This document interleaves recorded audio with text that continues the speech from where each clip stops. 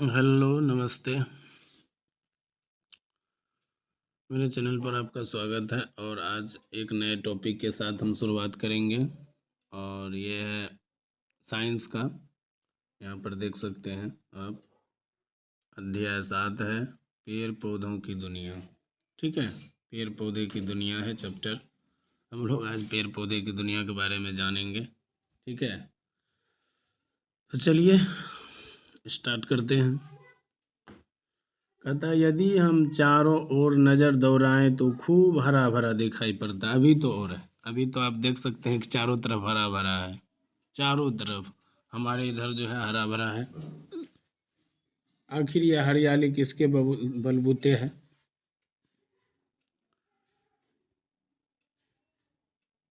कहता है पेड़ पौधे के दम पर ही तो दुनिया इतनी हरी भरी है।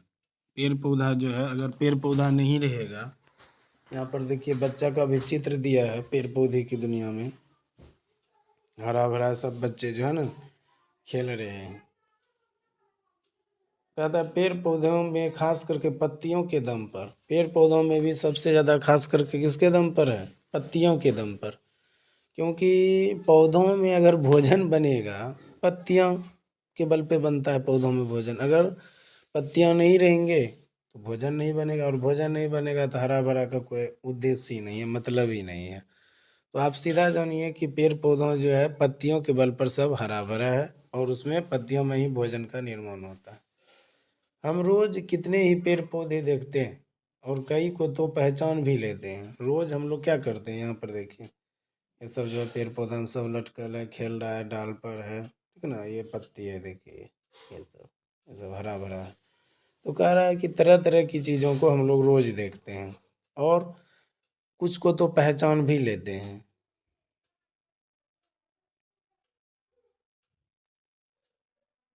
तो यदि पेड़ पौधों की पत्तियां पर न हो तो क्या हम पहचानना संभव है? कहता है यदि पेड़ पौधों के ऊपर पत्ती ना हो तो क्या हम उसको पहचान पाएंगे?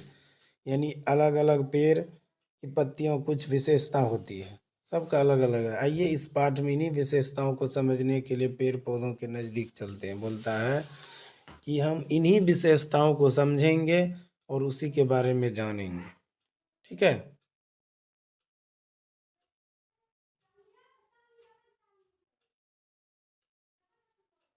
चलिए।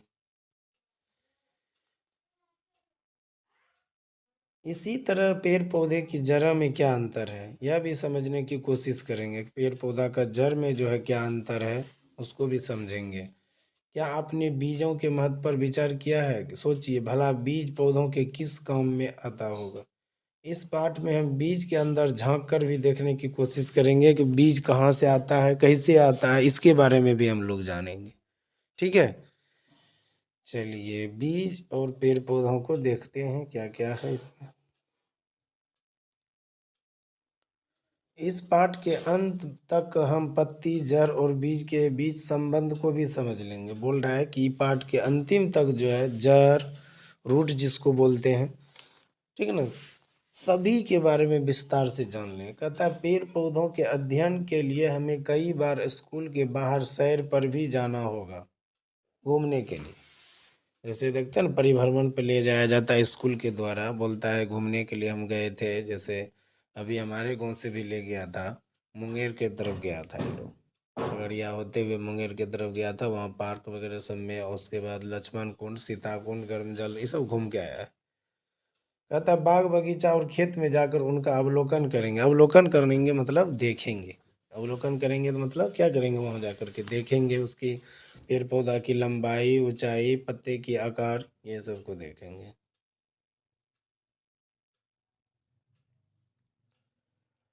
कहता है सैर पर जाने से पहले नीचे लिखे चीज़ों को इकट्ठा करेंगे। अगर मान लीजिए हम घूमने के लिए जा रहे हैं तो नीचे लिखे जो चीज़ है उसको इकट्ठा कर लीजिए। सबसे पहला चीज़ है आपका, पौधों को उखाड़ने के लिए खुरपी या चाकू ले लीजिए। पौधा को जो आप उखाड़िएगा तो कोई चीज़ लीजिएगा ना उखाड़ने के लिए, खुरपी, चाकू, ये सब ले लीजिए। ठीक है, खुरपी और चाकू सब ले लीजिए उखाड़ने के लिए। कहता है उसके बाद एक झोला और गीला कपड़ा, यानी कि जब आप उखाड़ेंगे तो उसमें जो है ना उसको रखेंगे ताकि जो है वह खराब ना हो। ठीक है। उसके बाद है अखबार, पुरानी पत्रिकाएं और रद्दी कागज भी ले लेंगे साथ में, ज़रूरत पड़ेगा। कॉपी और पेंसिल नोट करने के लिए, धागा और ब्लेड। यानी कि जब आप सैर पे जा रहे हैं, घूमने जा रहे हैं, तो इन चीज़ों को साथ में लेकर के जाना होगा।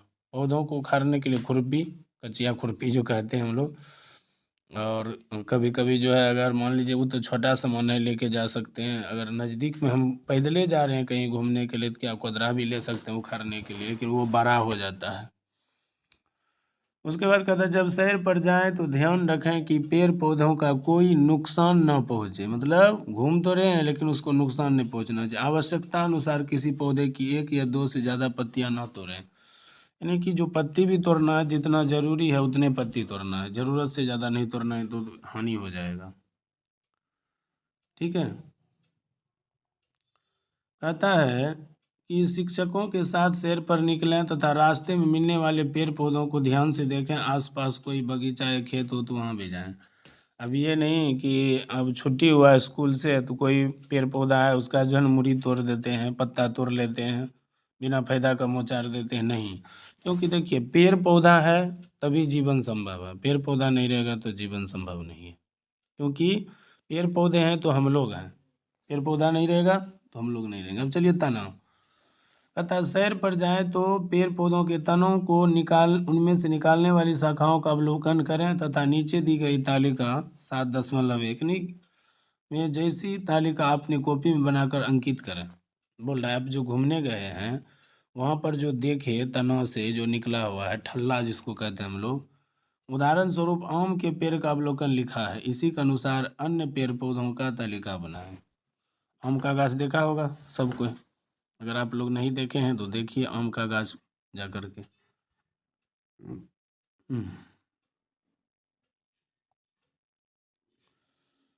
पेड़ पौधा का नाम है, पेड़ पौधों की ऊंचाई, हरा है कि कोमल है कि मोटा है, कठोर है, तने का आधार से, तने के ऊपर से क्या है। आम देखिए बहुत ऊंचा है, मोटा है, कठोर है, तने के ऊपर से है और वृक्ष है। ठीक है ना। इसी आधार पर आप साग को बांट सकते हैं, झाकर वृक्ष को बांट सकते हैं। ठीक है ना। इसमें आप पीपल का भी उदाहरण दे सकते हैं। पीपल पीपल भी क्या होगा, बहुत ऊंचा होगा, मोटा भी होता है, यहाँ हो हाँ हो जाएगा, यहाँ कठोर में भी हाँ हो जाएगा, तने सुपारी भी हो जाएगा और वृक्ष की गिनती में आता है। ठीक ना। इसी तरह से आप शीशम का उदाहरण दे सकते हैं। शीशम का ये भी जो है सेम टू सेम, इसमें भी हाँ हो जाएगा, इसमें भी हो जाएगा, इसमें। इस तरह से आप एक नोटबुक तैयार करने के लिए कह रहा है, एक नोटबुक तैयार कीजिए। देखिए ये छोटा वाला जो है ये आपका साग है, साग, साग जिसको कहते हैं, खाते हैं हम लोग। ये झाड़ी है, ठीक है ना। और ये वृक्ष है। वृक्ष जब भी होगा बड़ा होगा, उसका तना मोटा होगा, शाखा भी मोटा होगा, और उसी को वृक्ष कहा जाएगा। ठीक है ना। ये तो आपका घर है। ठीक है। कहता तालिका के अवलोकन से स्पष्ट है कि पौधों को 3 वर्गों में बांटा जा सकता है। जो ऊपर में तालिका था उससे स्पष्ट होता है कि पौधों को 3 वर्गों में बांटा जाता है। जिन पौधों का तना हरा कोमल होता है तथा सामान्यतः कम ऊंचाई के होते हैं उन्हें साग कहते हैं। बथुआक साग, रेचाक साग, गेनहारी साग, पालक का साग। जिन पौधों में शाखाएं तने के आधार से अधिक संख्या में निकलती है, जिनका तना सख्त, पतला और काष्ठीय होता है, उन्हें झाड़ी कहते हैं। यानी कि जो साग के अंतर्गत आता है उसका तना काफी कोमल होता है। जैसे हम लोग बथुआ तोड़ने जाते हैं, उसका जड़ सही तैसे तोड़ के मोचार देते हैं। लेकिन झाड़ी वाला में क्या होता है, इसका तना सख्त होता है, झुर्रीदार होता है। जैसे भांग देखिए, अपना एरिया में भांग होता है। ठीक है ना। जिन पौधों तना सख्त, भूरी और छाल वाला मोटा होता है, जिनकी शाखाएं तन होने के ऊपर बड़ी भाग निकलती है, उसे वृक्ष कहते हैं। यानी कि मोटा शाखा होता है और ऊपरी भाग से निकलता है, इसको वृक्ष कहते हैं। वृक्ष में आम, पीपल, बरगद, ठीक ना, ये सब आता है। आम हो गया, पीपल हो गया, बरगद हो गया। और भी अपना उदाहरण आप सोच के बगल से देखिए, अवलोकन कीजिए। बांस हो गया, ये लेकिन याद रखिएगा बांस घास की श्रेणी में आता है, वृक्ष की श्रेणी में नहीं आएगा, लेकिन बड़े होते हैं, ठीक ना, उसमें भी जड़ होता है, झकड़ादार जड़ होता है और फैलता है। तो याद रखिएगा पीपल, बरगद, आम, शीशम, ठीक है ना। अपने आसपास से साग, झाड़ी और वृक्ष के पांच पांच उदाहरण ढूंढिए। बोल रहा है पांच पांच को आप उदाहरण ढूंढ सकते हैं, कोई दिक्कत नहीं है, ढूंढ करके अपनी कॉपी में नोट कर लीजिए। अब है तनों पर पत्तियों की जमावट या विन्यास, इसको समझिए। कहता शहर के दौरान पत्तियों की जमावट भी देखिए। पत्तियां डाली पर 3 तरह से लगी होती है। कितने तरह से लगी होती है? 3 तरह से बता रहा है।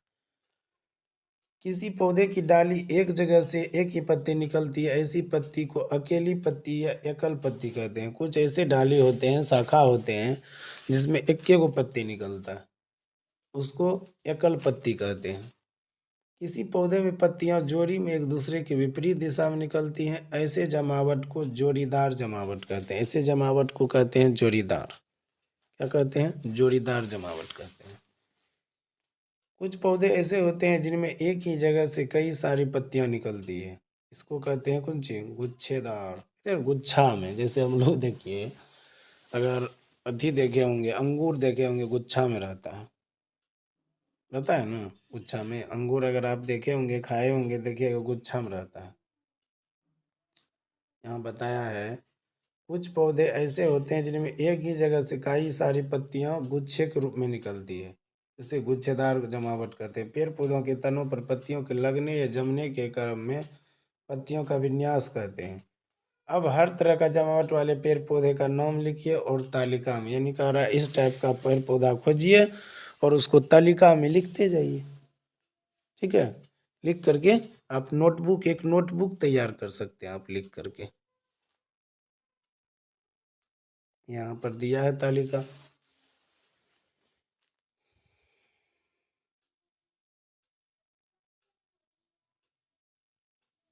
अवलोकन के बाद पत्ती को डंठल सहित तोड़ें। पर देख लीजिए हैं, अवलोकन कर लिए हैं तो उसको डंटी सहित तोड़ लेना है। जिस पौधों की पत्तियों में तोड़ें उसका नाम अपनी कॉपी में लिख लें, साथ ही यह भी लिखें कि उस पौधे पर पत्तियों की जमावट किस ढंग की थी। हो सकता है किसी पत्ती का नाम आपको मालूम ना हो, अपने दोस्तों या मित्रों या किसी व्यक्ति से पूछ कर लिख लें। मान लीजिए हम लोग क्या करते हैं, अनजान जगह अगर जाते भी हैं, क्या करते हैं, वहाँ का नाम नहीं जानते हैं तो किसी आदमी से पूछ लेते हैं, अरे भैया ये गांव के की नाम छिए हो। उसी तरह से आप क्या कीजिएगा, अगर पत्ती के बारे में नहीं जानते तो पूछ लिया, यदि फिर भी पता ना लगे तो इस पत्ती का एक नंबर दे दें। कांटेदार पत्तियों को सावधानी पूर्वक ब्लेड की मदद से काट कर एकत्रित करें और अखबार में रखते जाएं, ठीक ना। जो कांटेदार है हाथ से नहीं तोड़ना है, नहीं तो चुभ जाएगा। पत्तियां एकत्रित करने के बाद कुछ छोटे छोटे पौधों जड़ समेत मिट्टी खोद कर उखाड़ें तथा गीले कपड़े में लपेट कर थैले में जमा करते जाएं। कोशिश करें कि इन सब पौधों के नामों का पता लग सके। नामों की पर्चियां बनाकर पौधे में पत्तियों के बंधी भी जा सकती है। अब विद्यालय वापस चलें, यानी कि ये सब चीज़ ले करके आपको क्या करना है, पुनः विद्यालय की तरफ प्रस्थान करना है, ठीक है। देखिए यहाँ पर, देखिए ये जो है सीधा जड़ है, ये झकड़ा जड़ है। इसका जड़ देखिए कितना घना है, इसका जो है उतना घना नहीं है। इसका जड़ घना है, इसका जड़ घना नहीं है। चलिए यहाँ दिया है, देखिए यहाँ पे ये हुआ आपका मूसला जड़, और इसको कहते हैं रेशेदार या झकड़ा जड़। इसको एक नाम और है इसका, झकड़ा जड़, झकड़ा जड़, ठीक है।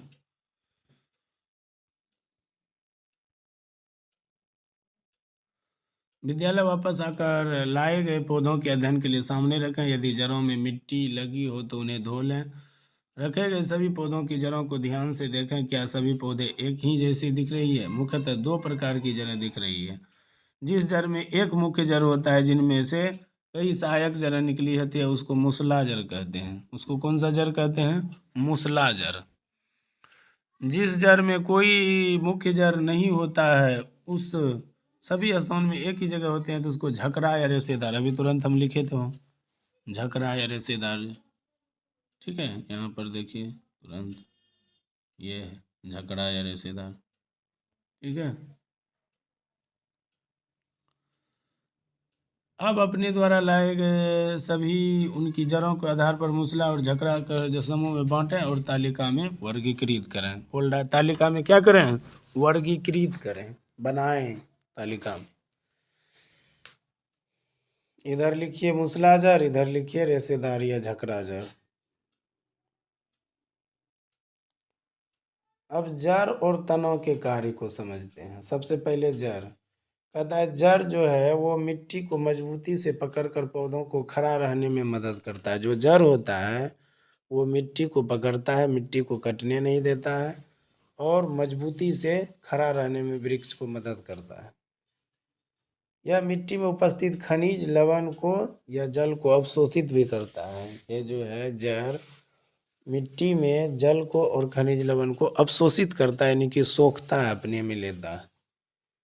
जड़ें मिट्टी को बांधती है तथा मिट्टी के कटाव को रोकती है। अगर हम कहें कि मिट्टी को कटाव रोकने के लिए वृक्ष महत्वपूर्ण है, बिल्कुल महत्वपूर्ण है। अगर वृक्ष रहेगा तो वहाँ पर मिट्टी जल्दी नहीं कटता है, चाहे बरसात का समय हो, बाढ़ आ जाए, मिट्टी नहीं कटता है। कुछ पौधे की जड़ों में भोजन का संग्रहण भी होता है। कुछ ऐसे पौधे होते हैं जिनके जड़ में ही भोजन का संग्रहण हो जाता है, निर्माण होता है, अवशोषण भी हो जाता है।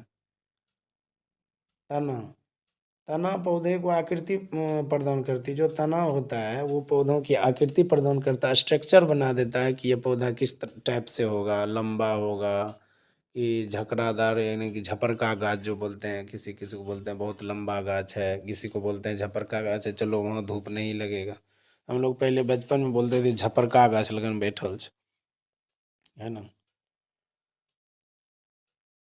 तो याद रखिएगा, तना जो है पौधे को आकृति प्रदान करती है और तना जो है सहारा भी प्रदान करता है पौधे को।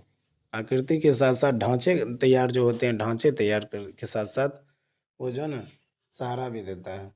यह जल, खनिज लवण तथा भोजन का संबंध मार्ग है, रास्ता है, उसी मार्ग से जाता है। ठीक है ना।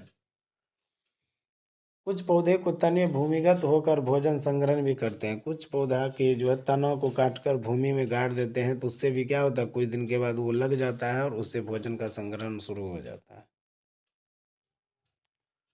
अब एक्सपेरिमेंट एक दिया है, देखिए क्या है इसमें। कहता आप जो बाहर से लाए पौधे लाए थे उसमें से कुछ पौधों की जड़ को काट दें और उन्हें विद्यालय परिसर में गमलों में लगा दें। बोल रहा है जड़ को काट दीजिए और लगा दीजिए। अब कितना के मन में होगा, भाई जड़ को काट देंगे तो फिर कैसे होगा, हो जाएगा। मिट्टी में पानी डाल दें, कुछ जड़ वाले पौधे को भी लगा दें एवं उनमें भी पानी डाल दें। 4-5 दिनों तक दोनों तरह के पौधों को ध्यान से देखें, पता करें कि जड़ वाले कितने पौधे मुरझाए और बिना जड़ वाले कितने पौधे मुरझाए। जिसमें जड़ नहीं था देखिए वो कौन कौन मुरझाया है और कौन कौन नहीं मुरझाया है। ठीक है, आप पाएंगे कि बिना जड़ वाले पौधे मुरझा जाते हैं और जड़ वाले पौधे नहीं मुरझाते हैं। सोच कर लिखें और ऐसा क्यों होता है बताइए। ऐसा इसलिए होता है क्योंकि जड़ जो है वो क्या करता है, मिट्टी से जल को, खनिज लवण को अवशोषण कर लेता है, तो वो जिंदा रहेगा। इसमें जड़ है ही नहीं है, तो इसको एनर्जी नहीं मिल रहा, ऊर्जा नहीं मिल रहा है, तो जीवित नहीं रहेगा, मुरझा जाएगा। क्रियाकलाप 2 कहता आवश्यक सामग्री गिलास, जल, लाल स्याही और एक साग के पौधा तथा ब्लेड लीजिए। ठीक है, कहता है गिलास को 1/3 जल से भर दें। गिलास जल के में लाल स्याही की कुछ बूंदा डालकर हिला दें। साग के पौधे के तने को काटकर चित्रानुसार गिलास में भर दें। यहाँ पे देखिए क्या है, लाल पानी का रंग हो गया है यहाँ पर।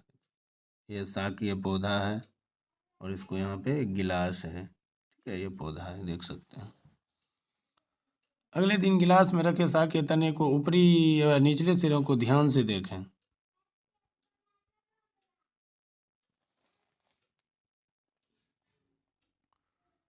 अगर आपके पास हैंडलेस तो इसकी सहायता से देखें। क्या आपको तने के ऊपरी या निचले पर लाल रंग का कोई बिंदु नजर आता है? तने के सिरों पर बिंदु का लंबाई में आधा काट कर भी देखें तने में लाल रंग कैसी बनी हुई है। यहाँ हमने देखा कि जल तने के ऊपर चढ़ता है अर्थात तना जल से संवहन करता है। लाल स्याही की भांति जल भी विलीन खनिज लवण को ऊपर की ओर भेजता है। जो खनिज लवण होता है वो ऊपर की तरफ जाता है। ठीक है, याद रखिएगा।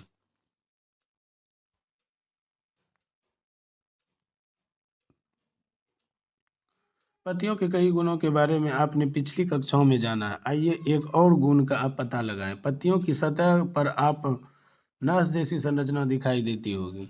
जैसे हमारे शरीर में नस होता है उसी तरह से उसमें भी दिखाई देता है। जब आप पत्ती को हटाइएगा, चीर चीर के अलग कीजिएगा, ठीक ना। अब चलिए क्रियाकलाप 3। कहता इकट्ठी की गई सभी पत्तियों को एक बड़ी पत्ती के सफ़ेद कागज अथवा अपनी कॉपी में पन्ने में रखिए।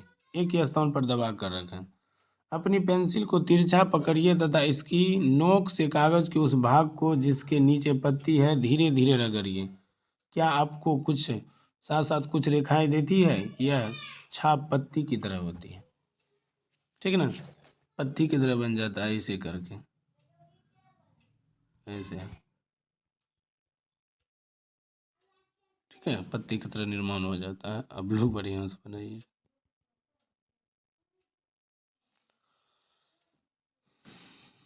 पत्ती के इन रेखित संरचनाओं को सिरा कहते हैं। जो उसमें सिर के जैसा, नस के जैसा दिखाई पड़ता है उसको सिरा कहते हैं। उसको क्या कहते हैं?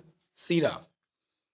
क्या आपको पत्ती के मध्य एक मोटी सिरा दिखाई देती है? इस मोटी सिरा की मध्य सिराएं कहते हैं। पत्ती के बीच में एक मोटी सिरा होता है उसको मध्य सिरा कहते हैं। पत्तियों पर सिराओं द्वारा बनाए गए डिजाइन को सिरा विन्यास कहते हैं। जो डिजाइन बनता है उसको सिरा विन्यास कहा जाता है। यदि यह डिजाइन मध्य सिरा के दोनों जाल जैसा है तो सिरा विन्यास जालिका सिरा विन्यास, यानी कि एक जाल स्ट्रक्चर के द्वारा जो है ना बनाया जाता है उसको सिरा विन्यास कहा जाता है। देखिए यहाँ पर फोटो में, तब आपको ज़्यादा समझ में आएगा। कहता कुछ पत्तियों में ये सिराएं एक दूसरे के समांतर होती है। ऐसे सिरा विन्यास को समांतर सिरा विन्यास देखिए कहा जाता है। ये रहा देखिए आकार पत्ती का। ऐसे कॉपी पे छाप सकते हैं आप ऐसे करके ना। ये बीच की लकीर होगी और इसी में जो है तरह तरह की ऐसे ऐसे करके खिला हुआ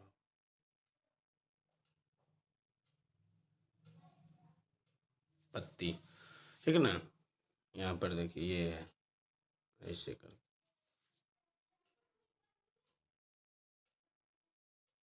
यहाँ पर देखिए यह है जालिका सिरा विन्यास और यह है समांतर सिरा विन्यास, ठीक है। आपके द्वारा इकट्ठी की गई पत्तियों में से एक कोई पत्ती मिली जिसमें सिराएं ना दिखती हो तो ऐसी पत्ती को अपने शिक्षक को दिखाएं। सिराएं देखने के लिए पत्ती को रोशनी की तरफ करके रखना अच्छा होता है। अलग अलग पत्तियों में सिराओं के में फैलाव को देखिए। अब अपनी लाई गई पत्तियों को जालीदार और समांतर सिराओं में बांटें और उनके नाप अपनी कॉपी में, यानी कि जो पत्ती लाए हैं उनमें से कौन है समांतर वाला, कौन है सिरा वाला, ठीक ना। उसको जो कह रहा है अलग कर लीजिए। अलग करके तब उसको लिखिए कॉपी में कौन है नहीं है। यहाँ जालीदार लिख सकते हैं, यहाँ समांतर लिख सकते हैं दोनों। पत्तियों की प्रदर्शनी, पत्तियों की प्रदर्शनी। कहता शेष बची पत्तियों को अखबार या पत्रिका के पन्नों के बीच फैलाकर दबा दें। इन पत्तियों को हर 2-3 दिन बाद निकाल कर नए कागज में दबाएं। कागज बदलते समय पत्तियों को सावधानी से उठाएं, नहीं तो वो टूट जाएगी। कागज तब तक बदलते जाएं जब तक कि पत्तियां सूख ना जाए। सुखाई गई पत्तियों को एक प्रदर्शनी तैयार करें। एक बोल रहा है प्रदर्शनी तैयार करने के लिए एक जगह इकट्ठा करके। क्रियाकलाप 4। आवश्यक सामग्री में पौधा, पॉलीथीन के 2 पारदर्शी थैले तथा धागा, इतना चीज होना चाहिए। देखिए यहाँ पर ये है आपके सूर्य भगवान और जल के बूंद वाष्प के रूप में निकल रहा है ये पत्ती से। यहाँ पॉलीथीन है, ठीक है ना। अतः इस गतिविधि को दिन के समय जब धूप खिली हो उस समय करें। किसी स्वस्थ भली भांति सिंचित एवं धूप में स्थित पौधों की पत्तियों वाली शाखा को चित्रानुसार एक पॉलीथीन की थैली में ढककर धागे से बांध दीजिए। बोल रहा है वो पॉलीथीन के थैला में जो है न बांध करके उसको जो है न ढक देना है। क्या करना है? ढक देना है। दूसरी पॉलीथीन को खाली थैली से भी धागा बांधकर खूब रखें। कुछ घंटों के बाद पॉलीथीन थैली में आंतरिक पृष्ठ ध्यानपूर्वक से देखें। क्या ऐसी थैली में जल अंदर दिखाई पड़ती है? बोल रहा है प्रैक्टिकल करके देखने के लिए आप एक्सपेरिमेंट करके देख सकते हैं जो बताया गया है। आसपास में अगर आपका है वृक्ष पौधा तो आप वहां जा करके कर सकते हैं। कुछ घंटों के बाद पॉलीथीन की थैली का आंतरिक पृष्ठ ध्यानपूर्वक, या ये थैली के अंदर जल की बूंदें दिखाई देती है? किसी थैली में बूंद दिखाई देती है? क्या आप बता सकते हैं यह बूंद कहाँ से आई है? यहाँ पर प्रैक्टिकल वाला दिया गया है।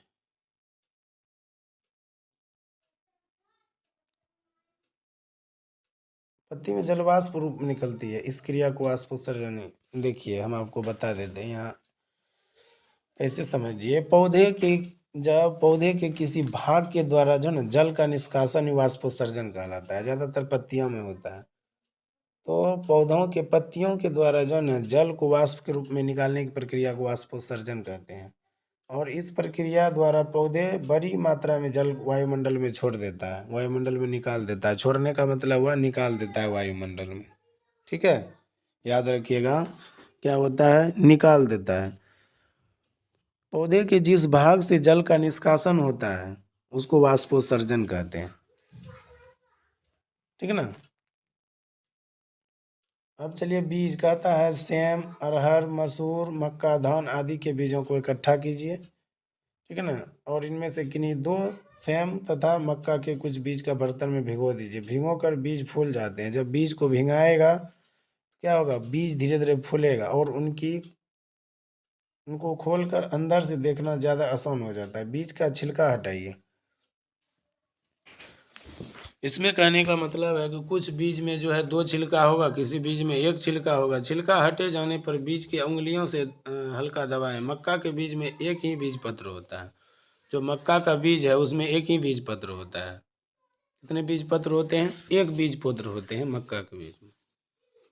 इसे एक बीज पत्री कहते हैं। जिसमें एक बीज पत्र होगा उसको एक बीज पत्री कहेंगे। सेम के बीज में दो भाग होते हैं, ये दोनों गुद्देदार भाग होते हैं, इसको द्विबीजपत्री कहते हैं। इसको कहते हैं द्विबीजपत्री। याद रखिएगा सेम के बीज द्विबीजपत्री होते हैं, मक्का का जो है एक बीजपत्री होते हैं, एक ही चोलखा रहता है। मक्का एवं सोम समान पाँच पाँच एक बीजपत्री और दो बीजपत्री का तालिका बनाइए, ठीक है ना। बीज का नाम यहाँ जैसे मान लीजिए आपको बता रहे हैं, बीज का नाम मान लो यहाँ मक्का हुआ, मक्का यहाँ हो जाएगा एक बीजपत्री, ठीक ना। और लिखिए सेम द्विबीजपत्री। इसी तरह से एक चार्ट बनाइए आप लोग। अब अपनी पत्तियों की बनावट, विन्यास को, जड़ों के प्रकार और बीजों के बीज पत्रों का अध्ययन किया। इनके बारे में जानकारी आपने एकत्र की है, उसको तालिका में बोल रहा है। जो भी जानकारी आप एकत्र किए उसको तालिका में लिखिए। कहाँ लिखना है? तालिका में। चलिए यहाँ पे देखिए बनाया है आम, मूसला, जालीदार, बीज पत्रों की संख्या 2। इसी तरह से आप बना सकते हैं, ठीक है ना, जो उदाहरण दिया है। अब क्रियाकलाप 5 समझिए। कहता है आवश्यक सामग्री मक्के और चने के बीज, कपड़ा, कटोरी और जल लीजिए। कहता है कपड़ा भी ले लीजिए, कटोरी भी ले लीजिए और जल भी ले लीजिए। 2 कटोरियाँ लीजिए, इसमें से भीगा हुआ कपड़ा रखिए। एक कटोरी में चने के 3 से 4 और दूसरी में मक्के के दोनों बीज रखने के लिए बोल रहा है। मक्के का भी रख सकते हैं। कहता है जल डालकर कपड़े को हमेशा नम रखिए और बीज का अवलोकन करते रहिए। बीच बीच में जो है ना देखते रहना है। 1-2 दिन में आप देखेंगे कि इन बीजों से उजला उजला चीज निकल आया है। इसे बीज का अंकुरन कहते हैं। जैसे हम लोग क्या करते हैं, घर में चना देते हैं फूलने के लिए। जैसे मान लीजिए आज देंगे चना, कल होकर के जो है ना चना फूल जाएगा और उसको क्या करेंगे, एक भींगा हुआ कपड़ा में लपेट देंगे तो उसमें गजरा निकलेगा। ठीक ना, अंकुरन हुआ। बीज हल्का हल्का नम बनिए बनाए रखिए, लगभग सप्ताह बाद जो है देखेंगे कि इसमें पौधे की तरह रचना निकल आएगी। 2 दिन 4 दिन 5 दिन के बाद उधर से निकल जाएगा। जी हाँ, यह वास्तव में चना तथा मक्का का शिशु पौधा है। यदि आप इसे सही तरीके से मिट्टी में डालकर तो यह कुछ दिन के बाद क्या करेगा, धीरे धीरे वृद्धि करेगा और एक दिन वयस्क पौधा बन जाएगा। पहले छोटा रहेगा, अंकुरन होगा, फिर धीरे धीरे यह बहुत बड़ा पौधा बन जाएगा। जैसे अभी देखिए आप मकई का पौधा बन चुका है आपके खेत में। ये देखिए उदाहरण है। बीज से शिशु पौधे के विकास की अंकुरन अवस्था यहाँ भी है, यहाँ भी है, धीरे धीरे निकल रहा है। कहता है कि फली के अंदर हरे चने और मक्के के बाली भुट्टा लगे मक्के के असंख्य बीजों का यह निष्कर्ष निकालना चाहेंगे, बीज का क्या काम हो सकता है। या आप समझ गए होंगे कि बीज पत्र शिशु पौधों को पोषित करता है। शिशु पौधे वृद्धि के लिए पोषक तत्व बीज पत्र में मौजूद होते हैं। जो वृद्धि करेंगे वो बीज पत्र के अंदर ही में रहता है। जैसे हम लोग मकई टोबते हैं, वो धीरे धीरे जो है ना, मतलब टोबने के बाद 10 दिन 15 दिन के बाद बढ़ने लगता है, क्योंकि बीज पत्र में ही एनर्जी रहता है। क्या आप तालिका 7.6 के पत्ती के सिरा विन्यास जड़ एवं बीज में संबंध बता सकते हैं। अपने शिक्षक की मदद से पत्ती जड़ और बीज में संबंध मतलब कहने का मतलब है, यहाँ संबंध हम आपको बता रहे हैं कि बीज हुआ तो उसी से पौधा बनेगा। हाँ, धीरे धीरे बड़ा होगा, छोटा से बड़ा होगा। गंगा के दिमाग में एक विचार आया कि यदि वह जानना चाहती है कि पौधे की जड़ किस प्रकार की होगी तो उसे पौधे को उखाड़ने की जरूरत नहीं है।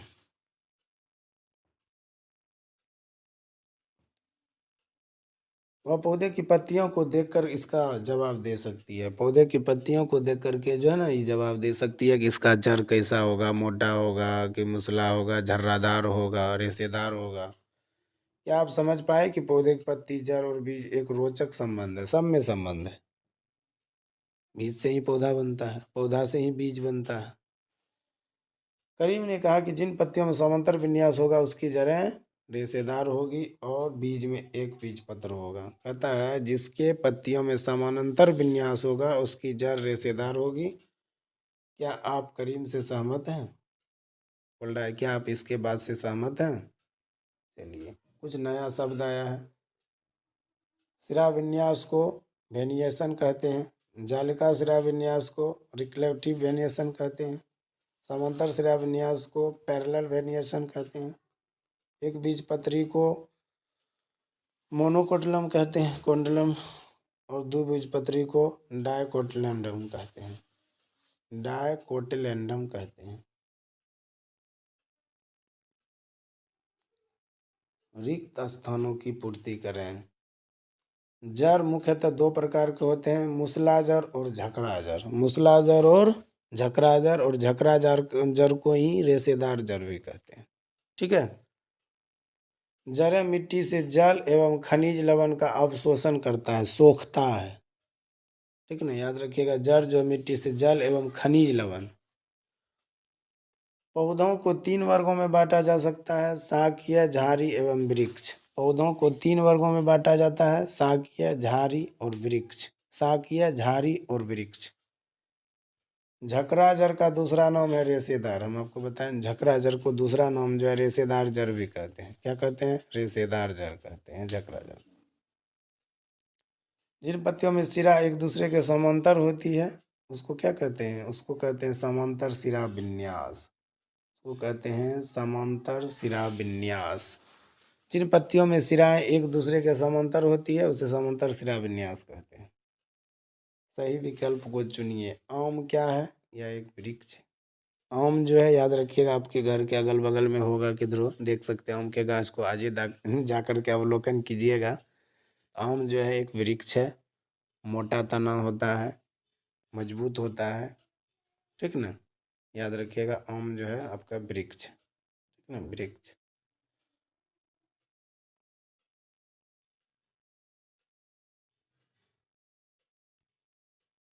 पत्तियां जल का उपयोग बनाने के लिए करती है, भोजन बनाने के लिए करती है। पत्तियां जो है जल का उपयोग भोजन बनाने के लिए करती है, याद रखिएगा। भोजन बनाने के लिए पेड़ पौधों को जो है 4 पदार्थ की आवश्यकता होती है। आपको बता देते हैं वो 4 पदार्थ क्या है। पहला में लिख लीजिए जल, ठीक है ना। दूसरा में लिखिए CO2। तीसरा में जल, तीसरा में जल लिख लीजिए। और चौथा में आप लिख लीजिए क्लोरोफिल, सूर्य प्रकाश, सॉरी सूर्य के प्रकाश, सूर्य का प्रकाश। क्लोरोफिल तो पौधे की पत्ती में पाया जाता है। यहाँ लिखिए सूर्य प्रकाश, यानी कि सूर्य की रोशनी। जल, कार्बन डाइऑक्साइड, सूर्य प्रकाश और क्लोरोफिल, 4 पदार्थ चाहिए, ठीक है। जल, यहाँ भी जल लिखे तो वहाँ भी जल लिखा गया। 4 कच्चा पदार्थ होता है, याद रखिएगा। जल, सूर्य प्रकाश, कार्बन डाइऑक्साइड और क्लोरोफिल।